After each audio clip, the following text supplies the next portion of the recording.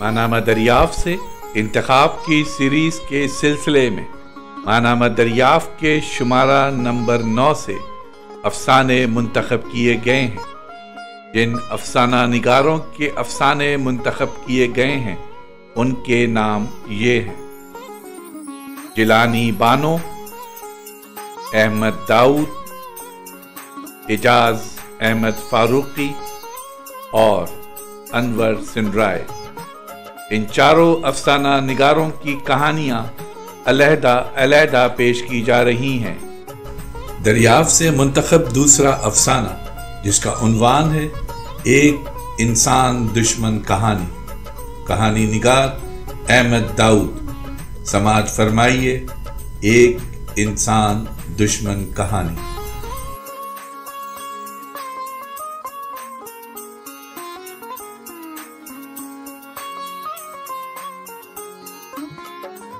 بل سے باہر آ کر میں نے دیکھا کہ شکاری کا دوسرا ساتھی تیزی سے بھاگتا ہوا درختوں کے جھنڈ میں غائب ہو رہا ہے۔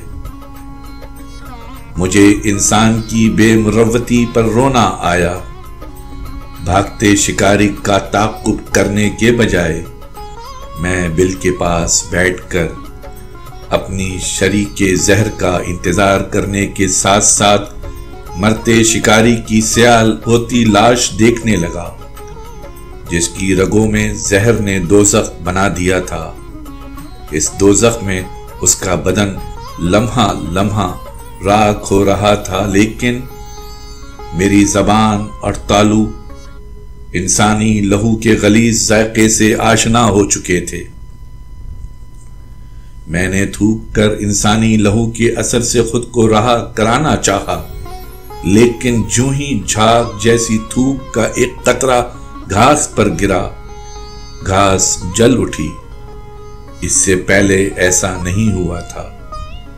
گھاس سے ہمارا تعلق اس نوعیت کا تھا کہ وہ ہماری محافظ تھی۔ انسانی قدموں کی دھمک پا کر گھاس اپنا دامن پھیلاتی اور ہم اس میں چھپ جاتے، لیکن جب میں نے انسانی لہو کو دانتوں سے جھاڑا تو سبزے میں آگ لگ گئی۔ مجھے اپنے لامبے چت کبرے بدن میں انسانی لہو کی تاثیر پھیلنے سے خوف اور کراہت کا احساس ہوا، اور اس خون کی بابت ہم نے بہت کچھ سن رکھا تھا۔ ہمارے بڑے بوڑھے سناتے ہیں کہ اس دنیا میں، اس زمین پر انسانوں سے زیادہ خوفناک جاندار کوئی نہیں ہے۔ انسانوں کی بستی سے بھاگا ہوا ایک جوگی مدتوں ہمارے درمیان رہا۔ اسے سانپ بننے کی آرزو تھی، لیکن انسانوں کے درمیان ایسا ممکن نہ تھا کہ فوراً اس کا سر کچل دیتے، لہٰذا وہ ہمارے درمیان آباد ہونے آ گیا۔ وہ ان گزرے دنوں کی باتیں سناتا جو اس نے انسانوں کی بستی میں نہ چاہتے ہوئے بھی گزارے تھے۔ انسانوں سے مایوس اکتایا ہوا یہ جوگی جنگلوں میں آ کر پرندوں کی بولیاں سیکھنے لگا۔ سانپوں کی شونکار میں اسے نئے نئے معنی نظر پڑتے۔ وہ ہمارے بلوں کے پاس سے گزرتے وقت چال دھیمی کر لیتا کہ ہماری نیند خراب نہ ہو۔ اسے معلوم تھا کہ سویا ہوا سانپ بے وقت جاگ اٹھے تو خطرناک ہوتا ہے۔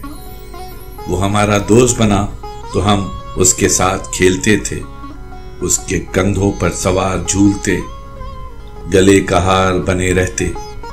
کبھی کبھار اس کے ہاتھ کی سونٹی بن کر جنگل میں دور تک اس کے ساتھ نکل جاتے۔ ایک دفعہ اس نے کہا تھا، سانپ جنت کا باسی تھا، انسان نے اسے بہکا کر جنت بدر کروایا ہے۔ ہمارے بڑے بوڑھے اس بیان پر حیران تھے۔ وہ کہنے لگا، سانپ بھی اور مخلوقوں کی طرح خدا کی پسندیدہ مخلوق تھا، بلکہ کچھ زیادہ انسان کے بہکاوے میں آیا اور جنت بدر ہوا، بلکہ انسان نے تو خود کو بھی بہکایا ہے۔ کتنی کتابیں انسانوں نے اپنے لیے آسمانوں سے نازل کروائیں اور کتنی بار ان کی تردید کی۔ سانپ گمراہ ہوتے، مجرم ہوتے تو پھر اہل کتاب بھی ہوتے۔ کیا خیال ہے؟ ہمارے بڑے بوڑھوں کے پاس کوئی خیال نہ تھا کہ وہ اپنے خیال جنت میں چھوڑ آئے تھے۔ جوگی بولا، انسانوں کی پھیلائی ہوئی یہ غلط فہمی کہ سانپ انسان کی جنت بدری کا سبب ہے، غلط ہے، لیکن اس کی تردید کون کرے گا؟ جنگل کے باسی جو بے زبان ہے، یا پھر انسان جو صرف اپنے مطلب کی زبان سمجھتا ہے؟ اور اب تو راج صرف انسان کا ہے۔ ظاہر ہے جن کا راج ہوتا ہے ان کی باتوں کی تردید کوئی نہیں کر سکتا۔ مجھے اپنے بڑوں سے جوگی کی باتیں سن کر حیرت ہوئی تھی، لیکن جس دن انسانی لہو میرے وجود کا مقدر بنا، میں عمر کی طوالت کا شکار ہونا شروع ہو گیا۔ میرے بڑوں میں ایسے کئی گزرے تھے جنہوں نے 100 سال پورے کرنے کے بعد جون بدل لی تھی۔ اپنی زندگی کے کسی نہ کسی حصے میں گناہ کا ارتکاب کرنے کی بدولت انہیں انسانی صورت نصیب کی گئی، لیکن بہت جلد انہوں نے اپنے آپ کو ڈس لیا تھا کہ انسانوں کے درمیان میں رہنا انہیں غیر انسانی محسوس ہوتا تھا، اور اب میں خود کو ڈسنا چاہتا ہوں کہ میں سانپوں کے چلن بھولتا جا رہا ہوں۔ نہ جانے مجھے کس پاداش میں یہ جیون نصیب کیا گیا ہے۔ نہ تو میں نے خدا کے قرب کا دعویٰ کیا تھا اور نہ ہی 100 سال جینے کی خواہش کی تھی۔ یہ اس لہو کا صلہ تو نہیں جو شکاری کو ڈستے وقت میرے دانتوں سے لگا تھا۔ میں کبھی کبھی اپنے اس جیون سے تنگ آ جاتا ہوں۔ اپنے کولیگز کی شکلیں دیکھتے ہوئے میں ایڈیٹر کے بارے میں سوچتا ہوں۔ اس کے شکاریوں جیسے حریص اور بہیمانہ چہرے کا تصور کر کے سہم جاتا ہوں۔ آج شام اس نے مجھے اپنے کمرے میں بلایا، ایجنسی کی ایک کریڈ دیتے ہوئے کہا، شہر میں انگنت قسم کے سانپ گھس آ گئے ہیں، ان کو مارنے کے لیے حکومت نے فی سانپ 10 روپے انعام مقرر کیا ہے۔ اس خبر کو ذرا پھیلا دینا۔ میرا مطلب ہے سانپوں کی مختلف اقسام اور زہروں کا ذکر کر کے، اور ہاں، اس کو نمایاں جگہ پر لگنا چاہیے۔ کاپی پیسٹر کو تاکید کر دینا، اور ہاں سنو، اس نے پائپ کا دھواں نتھنوں اور ہونٹوں سے بیک وقت خارج کرتے ہوئے کہا، سانپوں کی تصویریں ساتھ ضرور شامل کرنا۔ پائپ کے دھوئیں کے پیچھے میں نے اس کے تاریک ہوتے چہرے پر نظر ڈالے بغیر کریڈ تھامی کاغذ کو مروڑتا ہوا باہر نکلا۔ نیوز روم میں آ کر میں نے اپنے کولیگز پر ایک اجنبی نگاہ ڈالی اور اپنی سیٹ پر بیٹھ کر خبر کی سبنگ کرنی شروع کی۔ جوں جوں لفظوں کی تہیں کھلنے لگیں، میرے اندر گزرے زمانے زندہ ہونے لگے۔ مجھے یوں لگا جیسے ایک دفعہ پھر سانپ انسان کی سازش کا شکار ہونے لگا ہے۔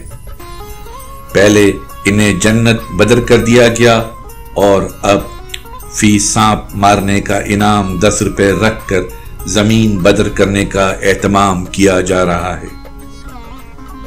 خبر کا کاغذ دانتوں سے چباتے ہوئے میں نے انکار میں سر ہلایا۔